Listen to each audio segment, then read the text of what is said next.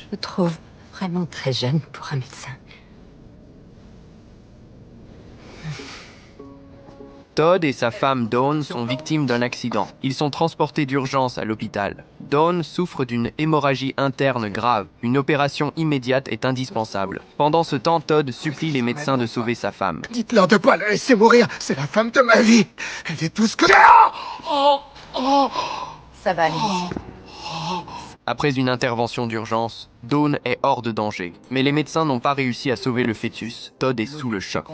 Il a subi une vasectomie il y a 10 ans. Comment sa femme a elle pu tomber enceinte? Il préfère croire à un problème médical, plutôt que d'imaginer une infidélité. Allongée sur son lit d'hôpital, Dawn apprend qu'elle était enceinte et se défend immédiatement. Pour comprendre la vérité, les médecins décident de faire un test de numération des spermatozoïdes à Todd. Mais en attendant les résultats, Dawn adopte un comportement étrange.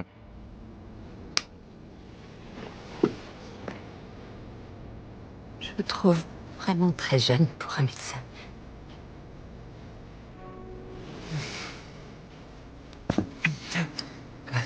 Ce geste plonge le docteur Sean dans une profonde confusion. Il en parle à ses collègues qui trouvent la situation absurde, mais lui recommande surtout de ne rien dire à Todd. Au même moment, Sean reçoit les résultats des analyses de Todd. Son nombre de spermatozoïdes est nul. Mais avant qu'il ne puisse lui annoncer la nouvelle, Todd confronte déjà Dawn pour une autre raison.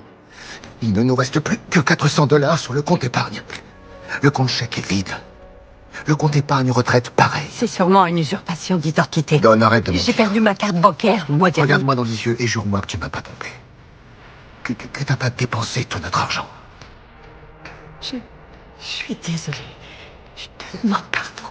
Dawn s'excuse. Elle explique qu'elle n'arrive pas à se contrôler. Mais Todd quitte la chambre sans se retourner. Sean demande alors à Dawn pourquoi elle l'a embrassé. Dawn avoue qu'elle ne le sait même pas elle-même.